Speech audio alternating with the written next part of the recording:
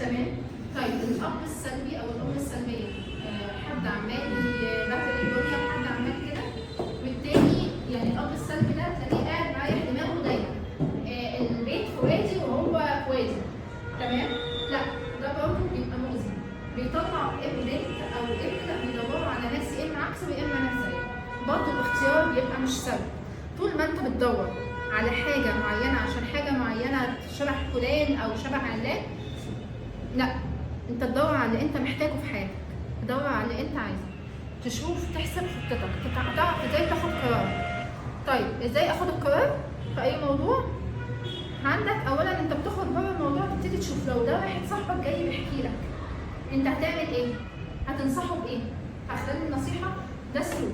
طيب القرار اللي بتاخده طالما ملوش علاقه لا بقيم اهلي ولا بالمجتمع، مش مضر، مفهوش جريمه اخلاقيه او دينيه، ما يعني كويس لصحتي